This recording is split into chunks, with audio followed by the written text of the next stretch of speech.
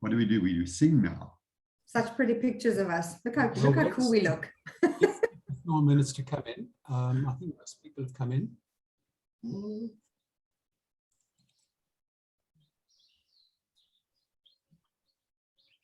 Okay, Angelique, do you have our normal rules for the session slide? There we go. Hi, everybody. Please remember our rules of engagement. We do want this to be an interactive session. So please come forward with questions or comments for the group to comment on, but please do that in the chat box. Your mics will be off, and I will, as I've done in the past, I'll moderate, but I'll also have comment from our side. So there are three people who are going to be part of the panel today. I will come with the hat of an independent SDF. John has got the hat on of somebody who understands the regs probably better than most. And Sharon comes with a hat on of both an SDF, but also somebody who sees it from an SDP perspective. And our intention today is to have a real conversation around it, because I think we each have different questions and different thoughts. I'm going to show you my screen. We posed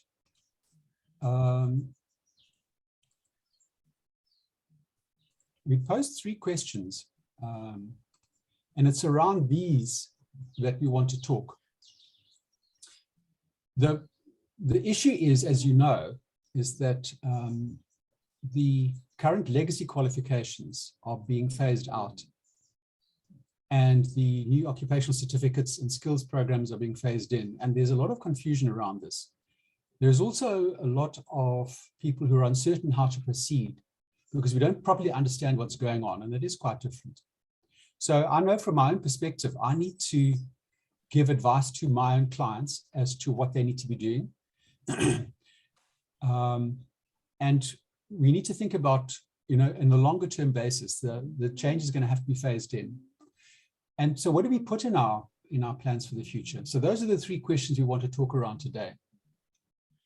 I'm going to suggest, John, that maybe you want to just give us a quick summary of what the changes are, just to refresh everybody's mind, and then let's talk about it. Thanks, Andy. Okay, so on in June next year, all the what's called pre-2009 qualifications, and I think we all know what that means. I'm not going to try and define that.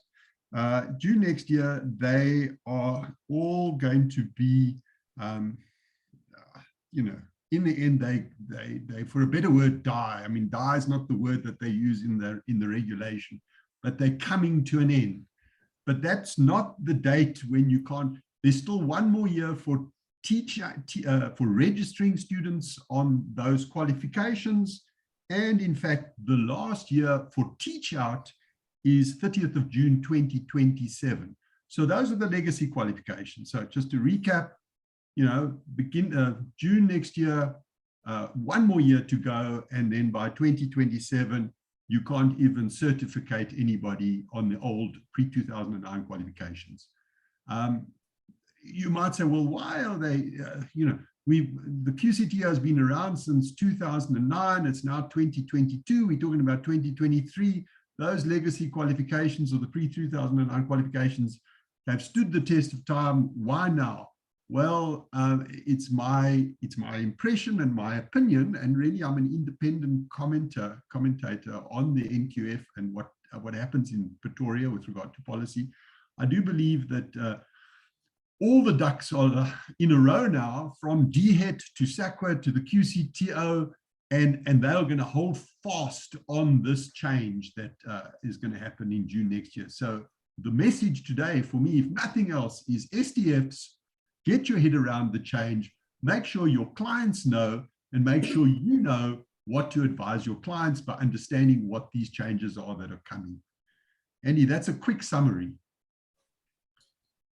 Yeah, I think the thing that's certainly given me, because I've worked with occupational certificates for a while when I was part of a skills development provider, so I'm not too scared about them, but the ones that I work with are not that flexible. But I know that many of the clients that I currently work with are familiar with the legacy qualifications. They're not familiar with the changes. they view them as confusing. They view the occupational certificates as more expensive to run. They're concerned around how the ASDSA and the FASA are going to work. Yeah. And the other area that I think is actually of big concern is the role of skills programs. Yeah, I think that for me, the big issue is the introduction of the AQPs, the assessment quality partners, and the ISAs, the external integrated summative assessments. And what I've started to hear about is assessment centers, which are, for a better word, appointed by the AQPs.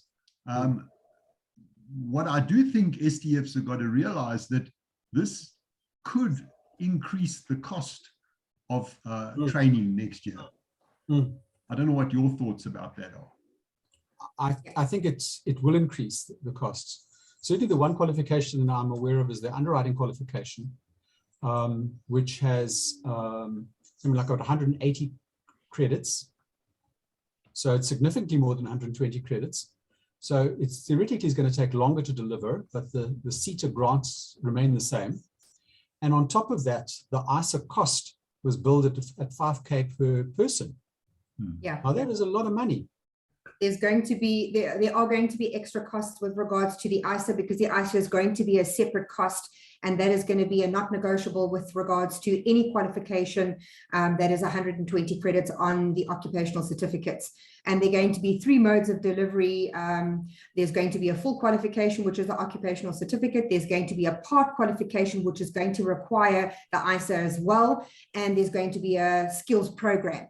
And those are the 3 different types of modes of delivery that you're going to have on the QCTO's portal. There's going to be no other unit standard or legacy qualification after 2024. So it's June, the 30th of June 2023 is when the legacy qualifications cease to exist, or when the end date is, but the end date for enrolling students will be the 30th of June 2024. So, and the end date for exiting your students will be the 30th of June 2027. Is that correct, John? That is correct, Sharon. So Sharon, this is the question I want to ask you. What advice, because you're more of a, I think you're both an SDF and a skill development provider. Correct. But what advice would you give to the SDF to give to the SDF's client regarding the legacy qualifications as opposed to the new QCTO style qualifications? Would you encourage them to switch now, or to try and delay it 1 more year? I mean, I think that's the big question. Andy, you might also comment on this. What do you say to clients? I think it's time to start looking at how we transition now. It's very important as the SDF to start looking at how you're going to transition to the new platform. I don't think that we can wait any longer. I don't think we can leave it up to, okay, they're going to delay it and they're going to postpone it, or they're going to put it out. I can tell you that from an SDP perspective, because I've already been engaged by the QCTO. I'm an accredited QCTO SDP, and they have contacted me themselves. They've contacted me, I haven't contacted them. And as an accredited SDP, they've said to me, we know that you've got full qualifications and single unit standards that you train. Please tell us where you require any assistance, and we will help you to transition. So they are trying to assist the SDPs. I get it if you've got an SDP who's jacked up, but I'm thinking about, sorry, Sharon, you go ahead. Yeah, but I think also from an SDF perspective, you're going to need to align what you're currently doing with what is going to happen in the landscape. Because if you don't start planning now, you're going to find you're going to get to April next year, and you're going to have legacy qualifications expiring in June next year, and you're going to have no plan. And to try and transition in 3 months is not going to be a very good idea. So I do think that planning needs to happen, because you're going to need to have a look at what we currently have on the system, what needs to transition to informal training, what needs to transition to formal training, and how we're going to look at what the client needs. So there needs to be like almost like a almost like a tripartite kind of, alliance. It needs to be the employer, the SDF, and the SDP. And we need to speak to each other and say, how are we going to transition in this landscape? What is going to happen? How do we do it? Sharon, I think that conversation is important. I guess what's worrying me as an SDF is that I'm aware that the delivery of the QCTO qualifications is a different thing. So it depends on who my skills development provider is and how far they've got down the line. Correct. I don't want to be the pilot. 100%. The pilot is always the difficult one. So I would like, if they've made the transition, if they're already delivering it, then it's a different story. But I don't think all those many people are. So I would want to walk slowly into this thing. Yes. Ideally, I'd like to find a provider who's already doing it and move with them. So the words to providers is, get your act together, Yes. You need I would recommend to SDFs that they start having those conversations with the SDPs as to what their plans are, how they're moving forward, have they planned on the transition, and have those conversations with their SDPs as to what their plans are. Have they got a plan? Because it is important that the SDPs are thinking about that. I don't think that the SDPs can sit back and say that they're going to delay it. To me, it seems like it's not going to be delayed. I think we need to have a plan in place. You're right. So there's a question from Wilma. She says, just a quick question. One of the occupational qualifications I'm applying for has 4-part qualifications. Does that mean for each part there is an ISA? Yes. 100%. There is an ISA for every part qualification. If you go back to the regulations, it states it in the regulations. Sorry, guys. I know that that's bad news for you guys. So who's going to manage? Give us an example of a qualification that you, as a skills development provider, are accredited by the QCTO for.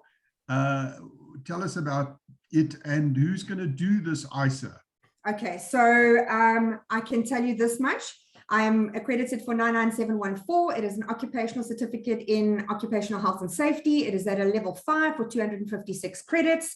It's got 2-part qualifications in it. I can tell you at the moment in KZN, there are no external assessment centers currently because none have been identified in KZN. There's only one in Johannesburg.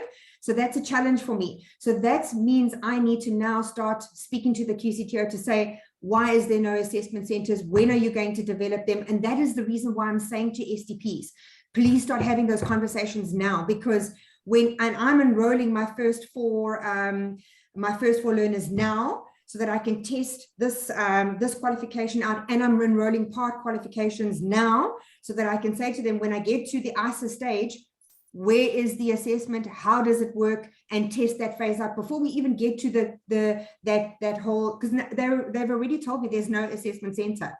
So, I don't even know what it's going to cost. So that just comes to Andy's point about the pilot. Correct. So, I think I want to be saying to the SDPs I'm looking at, so you say you can deliver this qualification. Yes, I can deliver the qualification. Somebody who can do the ISA. And who are they? And do you have a relationship with them? Is this thing going to work? Because it's no point you're an SDP and you're delivering it in KZN, but the only assessment available is sitting in Gauteng. Johannesburg, yes. Yeah, not going to work. So unfortunately, at the moment, I've only identified 2 people that can actually do the ISA, and they both sit in Johannesburg. Sorry, Sharon. Can I? There's another area that I think is a burning issue for a lot of people, and it's the role and the status of skills programs. Now, yes. I'm going to summarize it quickly, and maybe you want to fill out if I've missed a point. But it seems that in the trades areas, there are quite a number of certificates that are required if you want to practice a trade that may involve only one unit standard. Correct. So they are, yeah. We know that the regulations say that a skills program has got to be worth at least 8 credits or effectively 80 notional hours of learning. Now that sounds like a heck of a lot more than is typically the case for a unit standard. Can you explain what the situation is? Yes, the situation currently is as follows. So your compliance training ranges from, I'll give you the 3 legislators that most companies have to comply to. It's the first aid, it's basic first aid, which is level 1, 5 credits.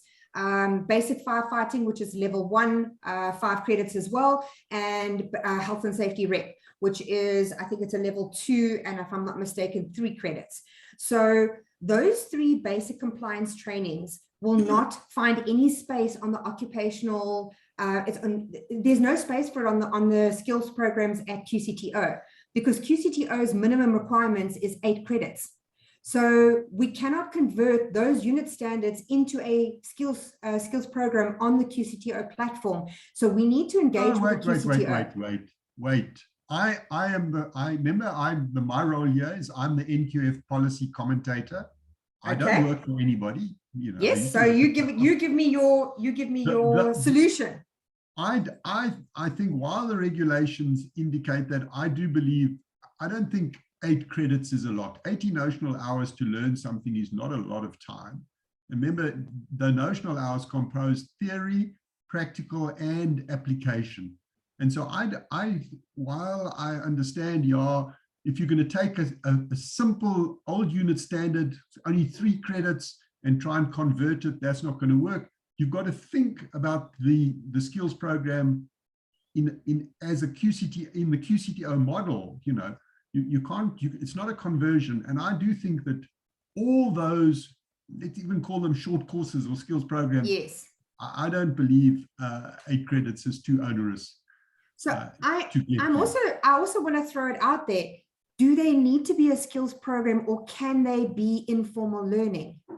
Because the Act. So that's what I want to put out there today. I was thinking about this, and I've been thinking about it for some time now. The Act says that training needs to be, and also you do not get any. You cannot actually include those trainings on your workplace skills plan because it is compliance training. So those 3 trainings don't get you any. No, you do put them in you can. Report. Can you? You must put them in mandatory grant report. Absolutely.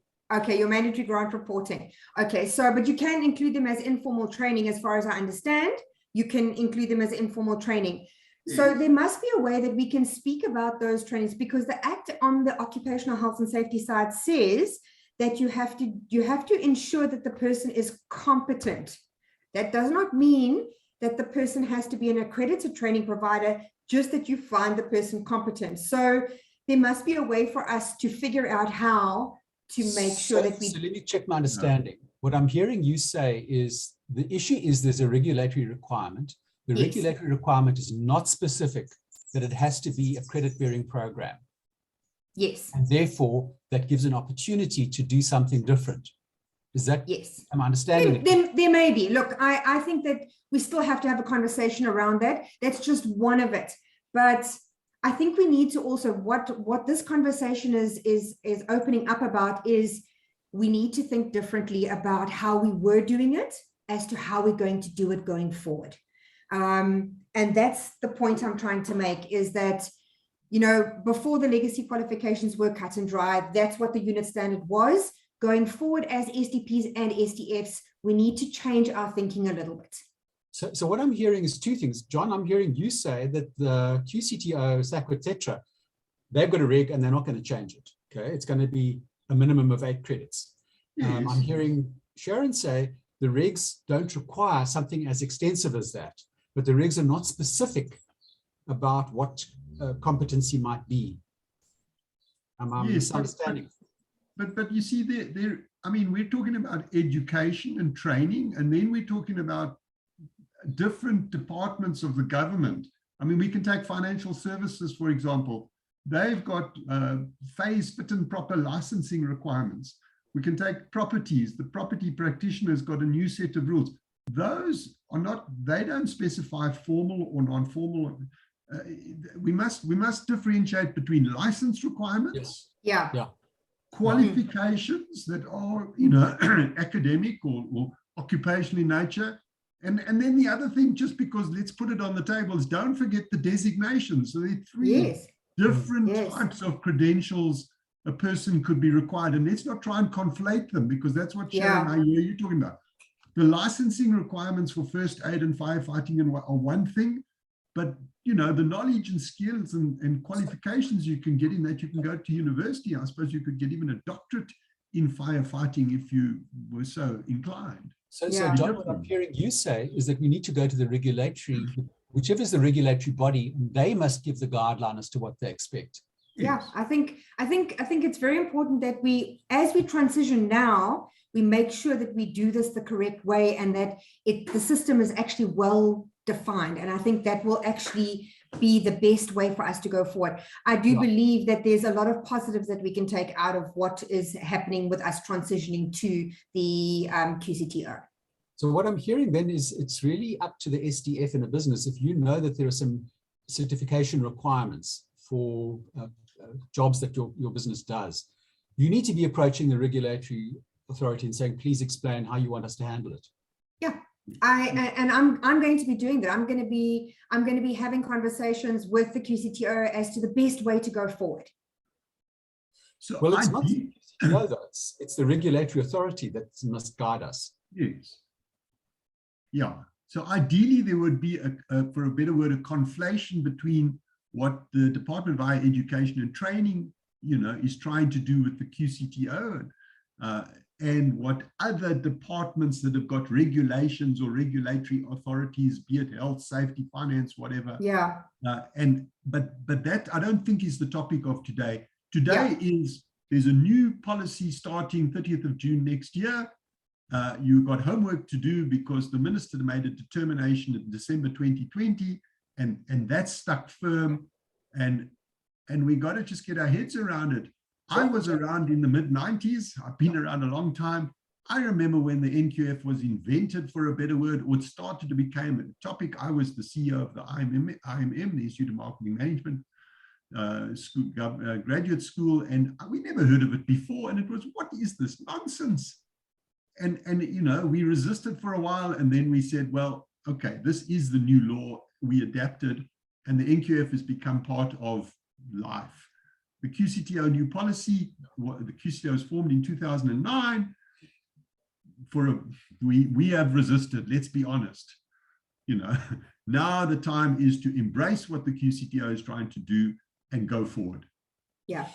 Yeah, John, yes and no. I think our focus is around QCTO, but at the same time, as an SDF, if I've got these particular certificates that employees need to have, I think my port of call would partly be to the regulator, but I would be going to my traditional SDP, my traditional provider, and saying, you've got this program, you can't give credits any longer. What are you doing instead that the regulatory authority will accept? Tell me about it.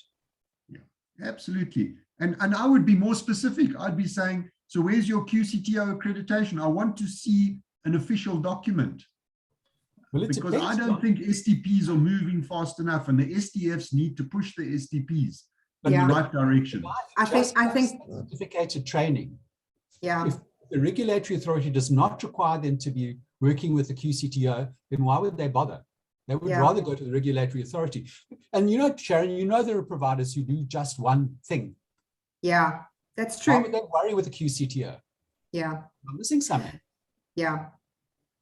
Look, it was just a suggestion to throw out there. And another thing that I think is an important factor for STPs to remember is that the QCTO will be the only body that will be certificating. So the SDP will not be issuing certificates at all going forward. So it will be the QCTO that will be certificating, because we know that is a challenge at the moment. Two questions coming up in the chat. We need to choose the questions. Yeah. One from Jonathan Brawns, just to latch onto Sharon's point. If the compliance training only carries 8 credits, will it be possible for such a program to be registered as a skills program for CETA funding purposes? Also, does it contribute towards BE score points and tax rebate benefits? John. I can't talk about tax.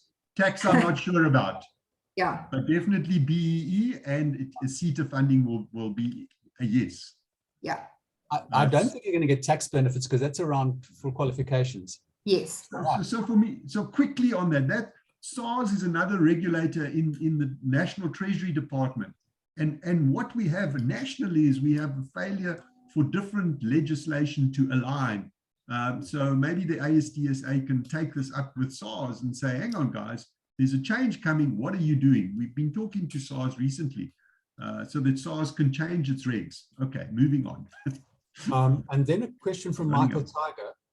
Could ASDSA possibly invite a rep from the QCTO to address the virtual QA session on their concerns regarding the migration to QCTO qualifications? So absolutely, I'm sure they'll be happy. I'm sure VJN will come. I think it's going to be longer than half an hour because I've got like 100 things to say and I've got 5 minutes left. I know. But yes, let's ask VJN, or if he can't make it, one of his team.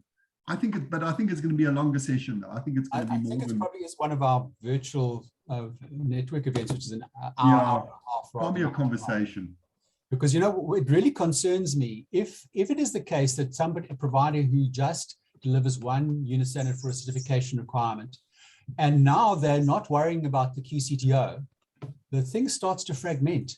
Yeah, I'm very worried about those very, very small providers that got, you know, accredited by CETA under the very old model, the early days, and didn't bother about registration.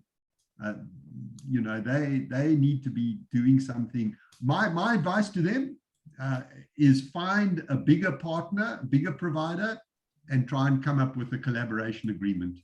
Yeah, that's my personal advice. That's not national policy. To I reckon.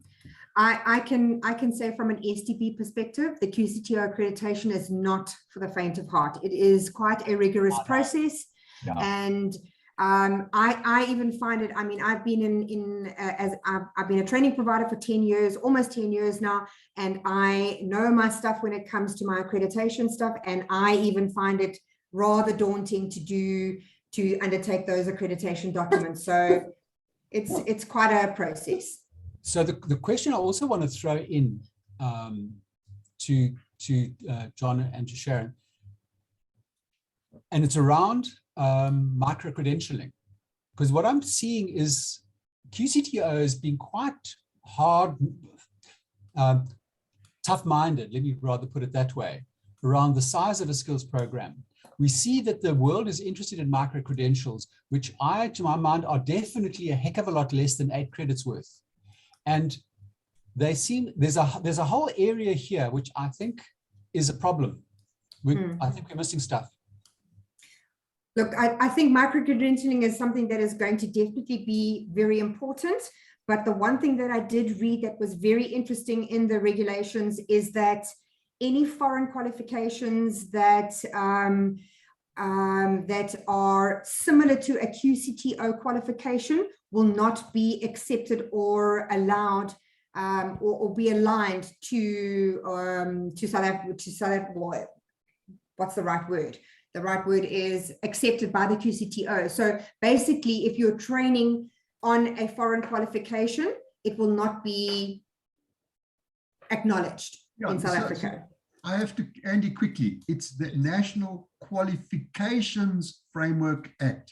So there is a place for that, and that's formal learning, okay? Yes. There is also non-formal learning, and there's informal learning. So the NQF Act doesn't cover directly CPD. Professional bodies administer CPD.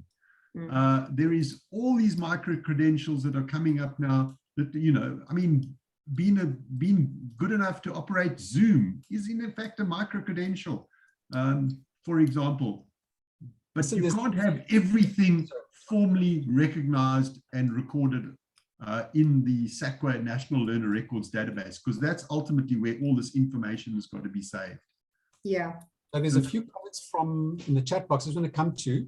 Okay. Jonathan Braun says, trust me, there will be another extension for the legacy qualifications. The system will not be ready for a full transition. Okay, come on, Jonathan, no!